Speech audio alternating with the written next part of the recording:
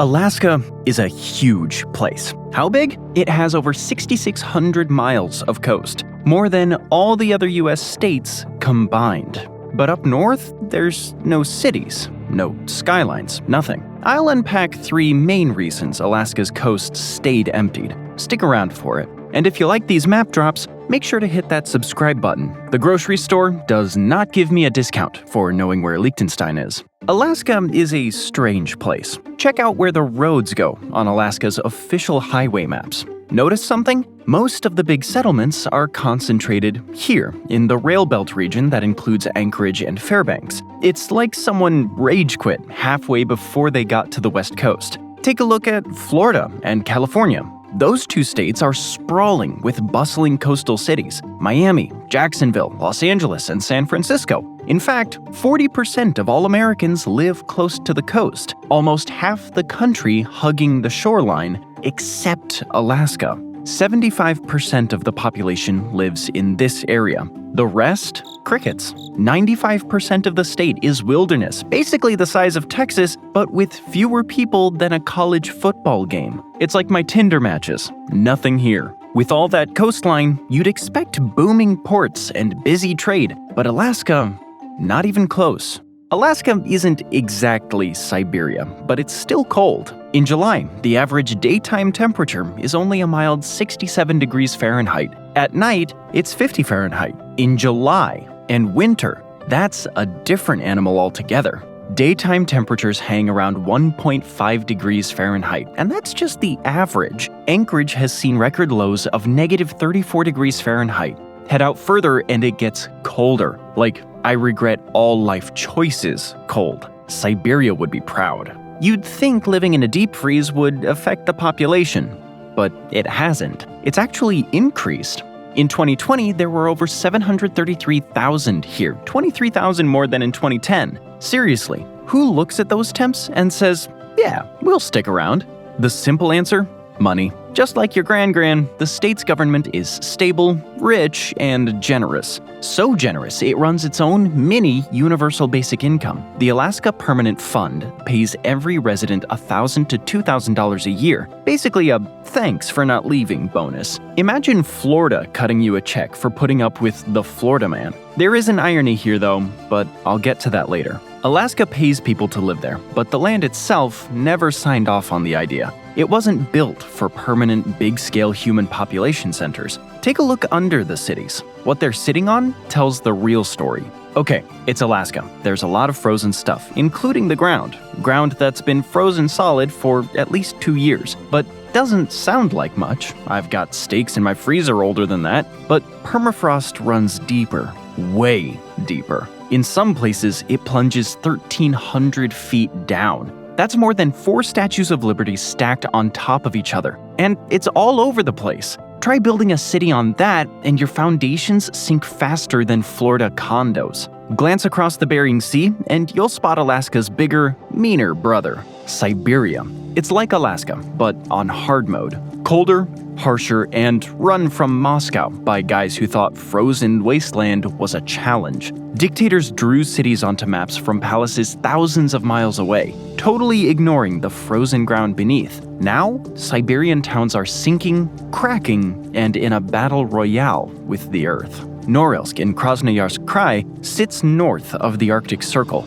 Record low, minus 63.6 degrees Fahrenheit. The good news, it's getting warmer.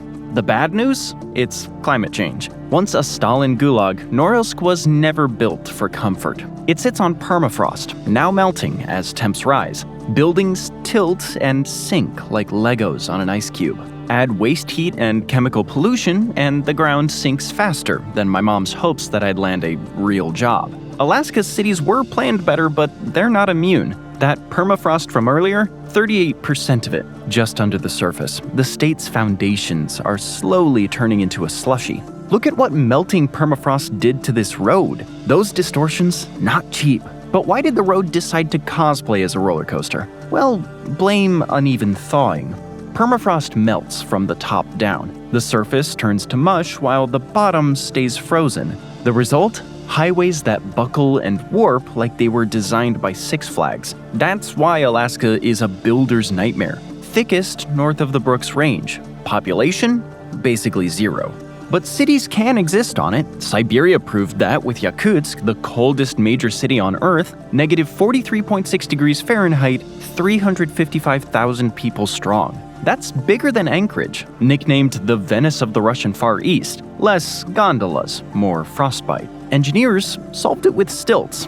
Permafrost here goes nearly a mile deep, so buildings are raised on piles. Do it right, and you avoid the sinking disaster of Norilsk. Yakutsk wasn't perfect. Soviets rebuilt it twice, and houses still need constant patching. Alaska took the easier path. Its biggest cities sit where permafrost isn't right underfoot. Head north, though, and the same nightmare awaits. So Alaska is cold, but there's another brutal side of the weather here, and it's not what you'd expect. Cold Bay, appropriately named, had 50 people living in it in 2020, down from 108 in 2010. One reason? Clouds. Alaska's south coast is the cloudiest spot in the US. In August, the warmest month, it's 94.7%. It makes Seattle seem tropical. On Alaska's south coast, clouds show up about 340 days a year. No sunshine, no mood boost, just nature's screensaver on repeat. On average, Alaska gets 0.08 inches of precipitation every day.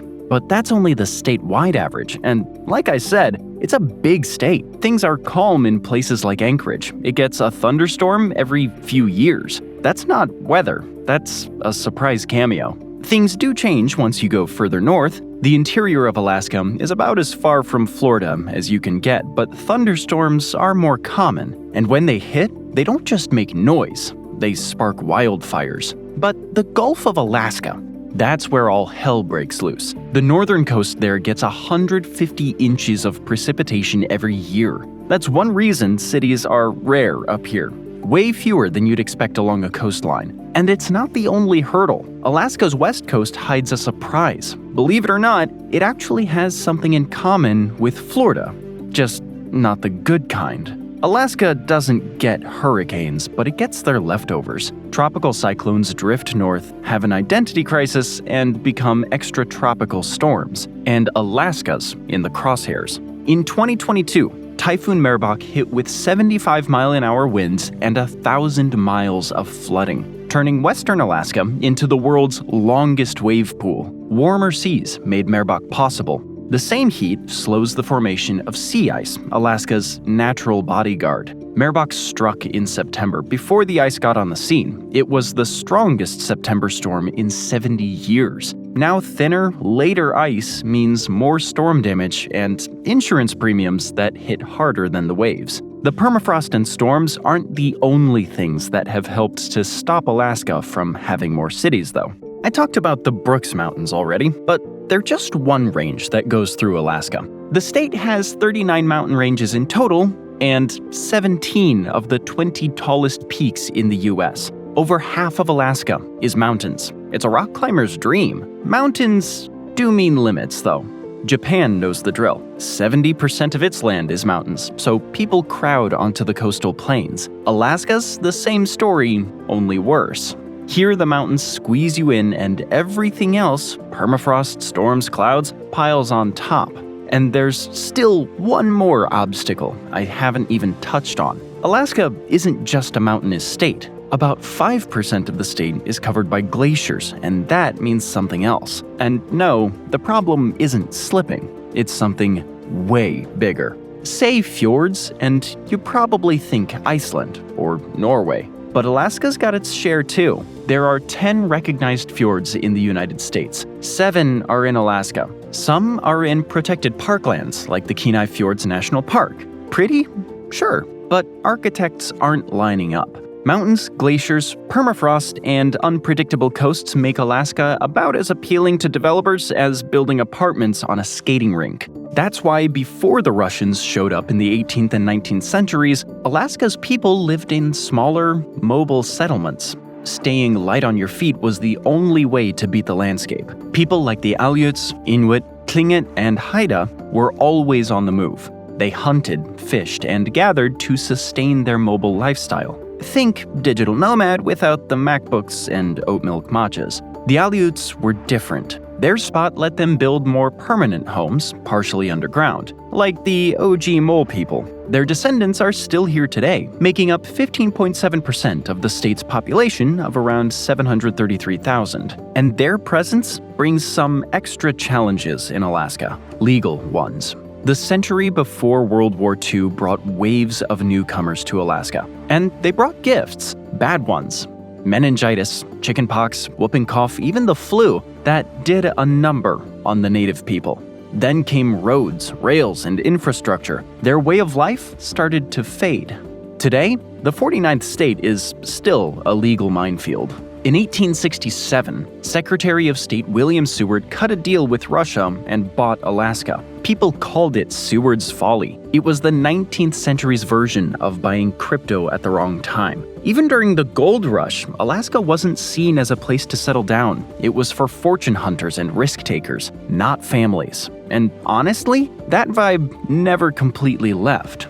But Alaska's fate changed a lot during World War II. To lock Alaska in with the lower 48, the US sent in an army of workers. Literally, the result was the Alaska or Alcan Highway. Finished in 1942, it stretched 1,700 miles. It's been trimmed down to about 1,400 miles today. That's still a road trip longer than driving from New York to Miami. It runs from Dawson Creek, not the TV show, in British Columbia up to Delta Junction in Alaska. Back then, it was one of the toughest drives on Earth. Now, it's paved. Less Mad Max, more family RV vacation. It was a massive engineering project, and critical to Alaska's future. The Army engineers who built it went home with wild stories of the forbidding North. On their days off, they didn't rest. They went exploring, fishing, hunting, basically turning a war project into the world's coldest summer camp. But it wasn't exactly great times for everyone.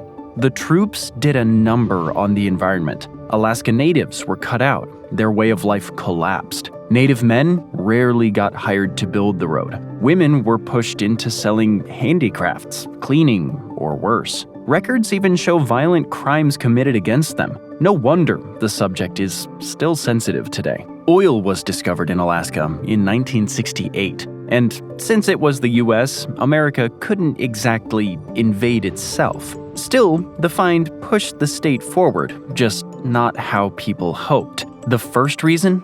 Timing.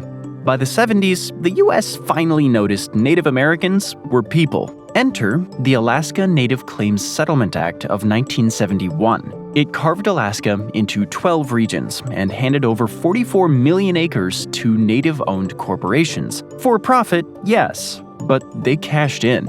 Oil, mining, construction, government contracts, even tech. It's Fortune 500 in parkas. And since nobody here can rule by decree, every big project means negotiating with them. Translation? More meetings, more stakeholders, and more snow boots at the table. Look at Alaska's economy and you see who really calls the shots. The similarities with Russia, a little too close for comfort. Oil and gas dominate. 35.7% of Alaska's GDP in 2022. That's not just an industry, that's the state's life support machine.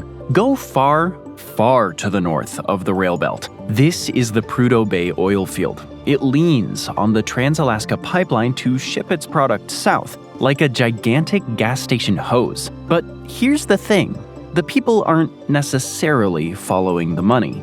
The nearby town of Prudhoe Bay has been on a roller coaster ride this century. In 2000, the US Census Bureau counted only 5 people. 5. That's not a town, that's a poker game. Then came the boom. 2,200 residents by 2010. But by 2020, it dropped nearly 40% down to 1,300. The town's a microcosm of the rest of Alaska.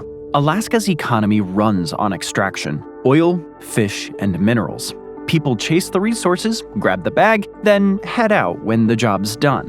Prudhoe Bay's north of the Arctic Circle. Leaving is the easiest choice. And it's a coastal town. That cycle repeats across Alaska, even in the rail belt. Boom, work, leave, repeat. But where does the money come from? Economist Scott Goldsmith once called Alaska's economy a three-legged stool. Each leg, petroleum, federal spending, and everything else. One of them dips, the stool wobbles. In that everything else bucket, fishing and mining lead the pack. Fishing alone pulled in $5.7 billion for Alaska in 2021. It gave jobs to 62,000 people, more than any other private industry in the state. Alaska's seafood haul is insane. 43% of the world's pollock, 13% of its cod, 11% of its salmon, and 6% of its crab. Basically, if you had a fish stick, odds are it came from Alaska. Then there's the mining industry. That pumped $9.2 billion to the state coffers in 2024, but that number fluctuates. At its peak in 2008, mining made over $20 billion. Alaska mines copper, zinc, silver, and rare earth metals like yttrium, the stuff that powers your smartphone and keeps renewable energy running. These industries may churn out cash, but they don't build long-term communities. They build corporate balance sheets. It's the same story since the gold rush. Outsiders strike it rich, locals get the leftovers. Even in 2008, when mining peaked, Alaska was still running on outside money. The state's economy isn't a self-sustaining machine, it's more like a YouTube creator. Messy, unpredictable, and dependent on outside help. Please subscribe. So, where can that money go next? A few options are on the table, and they'll decide whether Alaska grows, stalls, or just spins its wheels in the snow. You've probably heard the endless drama over drilling in Alaska's Arctic National Wildlife Refuge, the ANWR, all 19.3 million acres of it. The fight's been raging since 1977, but even if you opened the whole thing up, it wouldn't turn Alaska's northeast coast into a boomtown. More like a gas station in the middle of nowhere. Busy, but not exactly drawing crowds. The House Committee on Natural Resources weighed it. Opening 3% of ANWR to drilling would create between 55,000 and 130,000 jobs. It would generate $440 billion just in leases, royalties, and taxes for the local, state, and federal governments. Impressive numbers on paper, but it doesn't fix the bigger issue hanging over Alaska. Think less economic boom and more storm clouds that won't leave, like the South Coast's 340 days of overcast. Alaska's economy is now going retro, a shrinking workforce, something not seen since World War II. The state's working-age population peaked in 2013 at about 480,000. By 2023, it dropped to 450,000, a 5% decline. Meanwhile, the rest of the US grew by 2%. Only West Virginia and Wyoming are bleeding workers faster. And let's be honest, Alaska would rather not be in that club. The state's median age is still younger than the national average at 35.6. In 2023, only Texas and Utah were younger. Alaska has fewer workers, but still feels like a college town compared to the rest of the country. But that's starting to change. Alaska is aging fast, one of the quickest in the Union.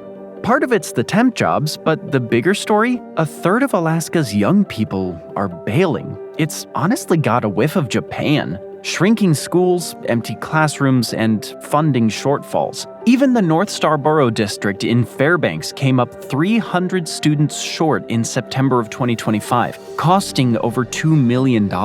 That's not just a dip.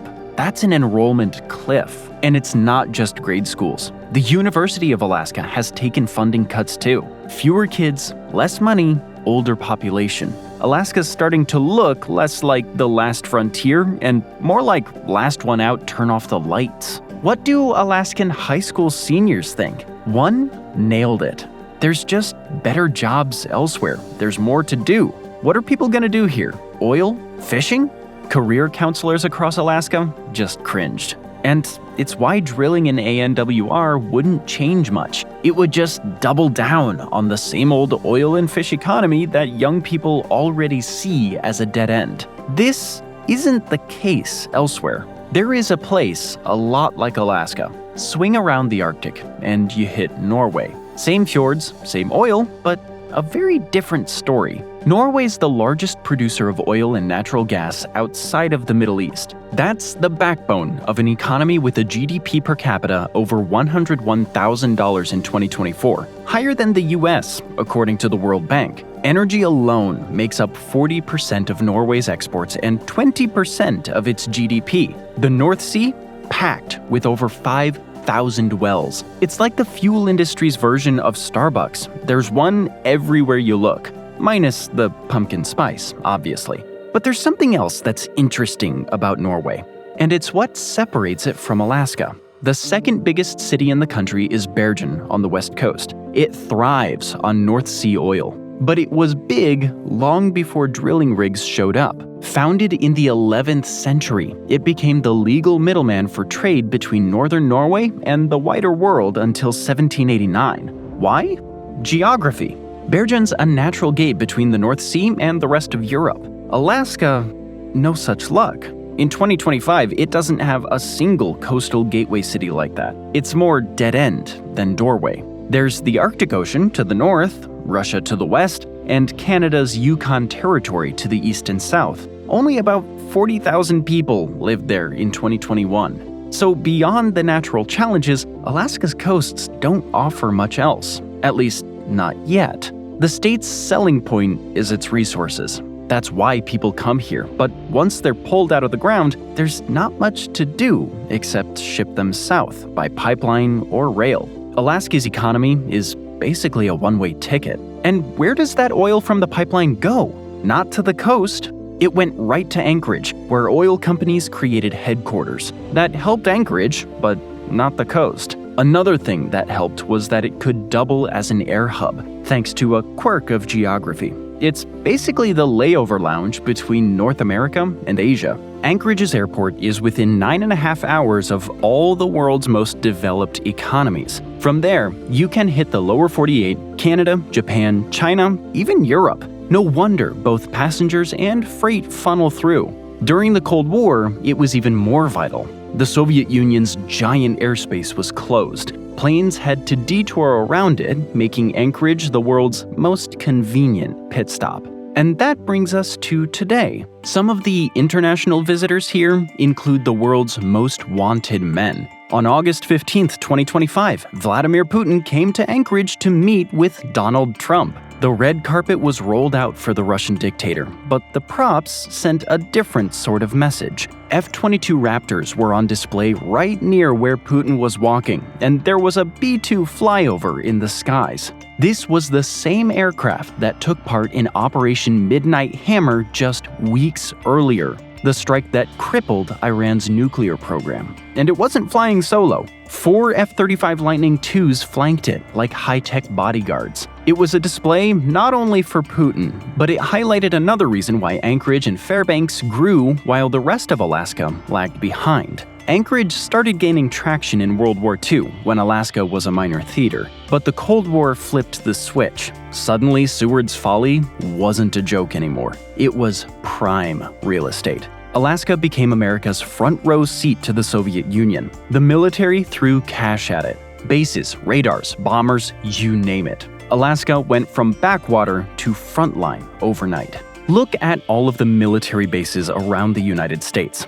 Alaska has 9 of them, and almost 44,000 total personnel. The U.S. military's buildup supercharged Alaska's growth, especially in Anchorage and Fairbanks. Fairbanks, already a railroad hub, got drafted as the military's logistics center. Trains met tanks. Suddenly, the town went from a quiet stopover to Alaska's version of a supply depot on steroids. Back in 1914, Congress dropped $35 million to build a railroad linking Fairbanks to Seward. Out of that project, Anchorage was born. It was a construction town that stole the show when the contractor moved its HQ there. President Warren G. Harding even came up to drive a golden spike in Nenana, one of the biggest towns in Alaska at the time. Fast forward to 2020, Nenana's population, 358.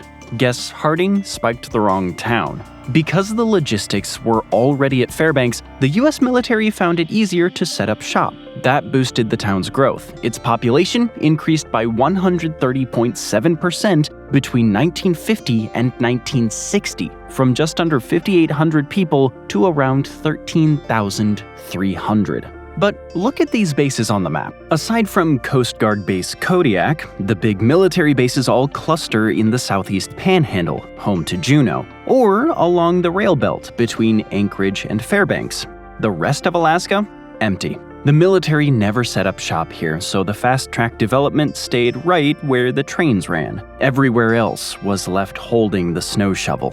These bases are big business in Alaska. Joint Base Elmendorf-Richardson has 35,000 personnel, and it's not a self-contained capsule. Troops have to spend their paychecks somewhere, and local businesses cash in. Add in the need for doctors, nurses, and constant base maintenance, and suddenly, construction crews and contractors are eating well too. The military doesn't just bring soldiers, it brings an economy. But the US military never saw the need to build a base elsewhere in the state. That means the jobs didn't go there either. This isn't the case with coastal cities of Norway. Bergen benefits from a military presence too. It's the main base for the Royal Norwegian Navy. The city's location was so good, it grew on its own. The base was just a bonus. In case you're wondering, the temperatures in Bergen aren't all that different either. Anchorage has more extremes, but the average daily temperature for the year is 37.6 degrees Fahrenheit. Bergen is warmer, but not by much.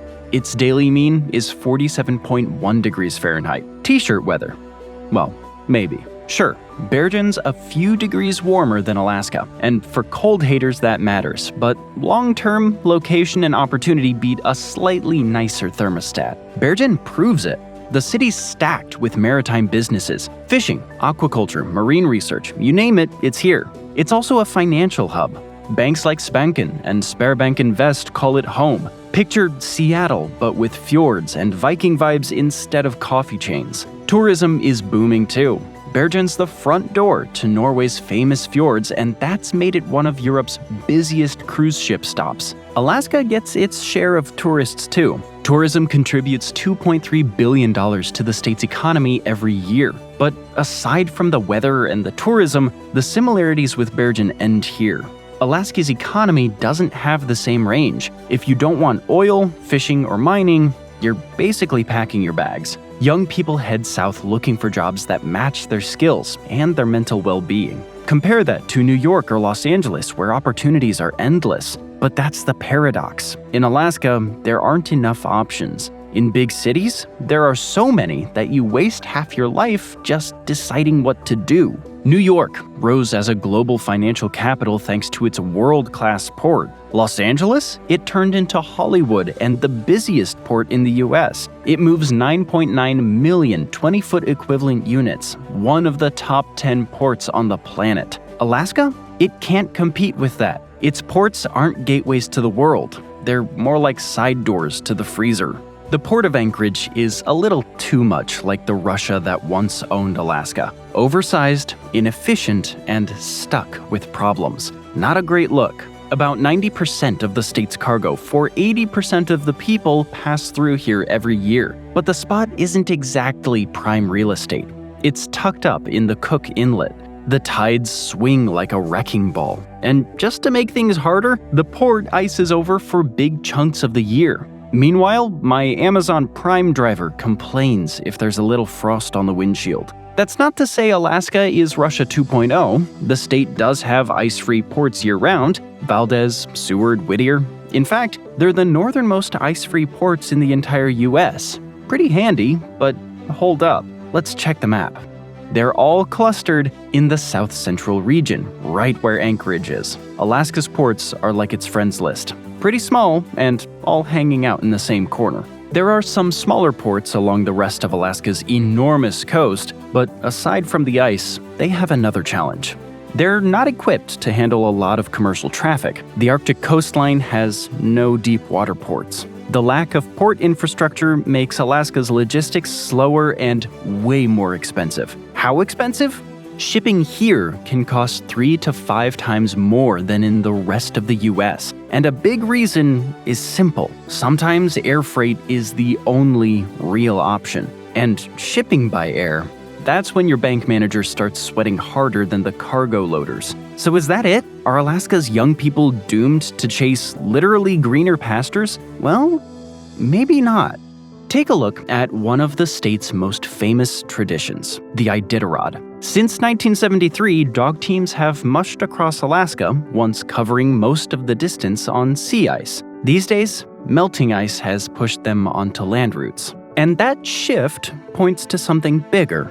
Alaska's strategic importance is climbing, not just because of climate change, but thanks to the so-called unlimited partnership between Russia and China. Alaska isn't just the last frontier anymore, it's the front line. And the Arctic? The same temperatures melting permafrost under Alaska's towns could turn into the state's unlikely best friend. New trade routes could open. Basically, global warming might hand Alaska the career change it's been waiting for. Some climate models predict Alaska could soon see something that hasn't been seen in about 100,000 years: an ice-free Arctic Ocean in summer. Maybe by mid-century, or even as early as the 2030s. That supercharges Alaska's strategic value. Melting ice unlocks the northeast and northwest passages, shortcuts that slash shipping times between Europe, Asia, and North America. Imagine the Panama Canal, but colder and with more polar bears. It also opens access to new resources, like the rare earths in Greenland. Russia and China love to brag about building shiny infrastructure along the Arctic coast. So far, mostly hype. Russia's invasion shoved those Arctic plans straight into cold storage. But it's not something the US can ignore. Because when Moscow and Beijing say, just wait, it usually means, surprise, here's an airbase. Analysts call it a new Cold War. This time almost literally, or a race for the Arctic. And Alaska's already responding. Moves are underway that could finally change the face of its empty coastline, assuming the weather cooperates. Because in Alaska, even geopolitics comes with snow days. In 2008, the Alaska Department of Transportation and the U.S. Army Corps of Engineers launched the Alaska Deep Draft Arctic Ports Study, aka paperwork on ice. 3 years just to hold a conference. 4 more to suspend it in 2015. Bureaucracy in Alaska doesn't crawl, it glaciers. But by the mid-2010s, Russia and China were flexing in the Arctic. Suddenly, red tape looked like a security risk. In summer of 2024, Nome finally got the nod for the Arctic's first deep water port, 16 years later. Good job. Once Alaska's biggest city, Nome hit 12,500 people in 1900. Then it collapsed to 2,600 a decade later. By 2020, just 3,700. With the new port, Nome might go from ghost town to boom town again. And this could change everything for Alaska. Nome sits right on the Bering Strait, and traffic has nearly doubled. In 2009, 262 ship transits. By 2022, 509. And more are coming. But no port can handle them yet. Nome wants to be the first. The expansion would let it host mega cruise ships carrying up to 4,000 passengers. Picture whales, icebergs, glaciers, and a lot of snow. At $100 a head per day, locals dream of a tourist payday. Of course, the price tag is steep, $600 million. But this is Alaska. Uncle Sam's wallet is coming out sooner or later. Of those 509 transits in 2022, 7 weren't cruise ships. They were Chinese and Russian warships. They were running drills north of Kiska in the Aleutians. The Japanese once occupied the islands in World War II, but Moscow isn't about to try that now. This wasn't practice. It was a geopolitical middle finger waved right off of Alaska's shore. So investing in Alaska's coastline isn't an option now. It's a necessity. National security depends on it. Nome could end up as a mini Bergen in the late 21st century, shipping out Alaska's resources, cashing in on tourism, maybe even hosting a Navy base. Sounds great, but there's a catch. Nome's sitting on near-surface permafrost. Forgot about that, huh?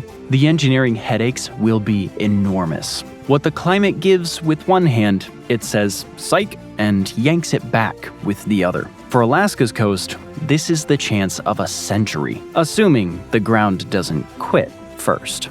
Thanks for joining me today. I hope you enjoyed the video, and if you want to see more videos like this, then please consider subscribing and turn on notifications. It really does make a difference. Thanks again, and I'll see you next time on MapPack.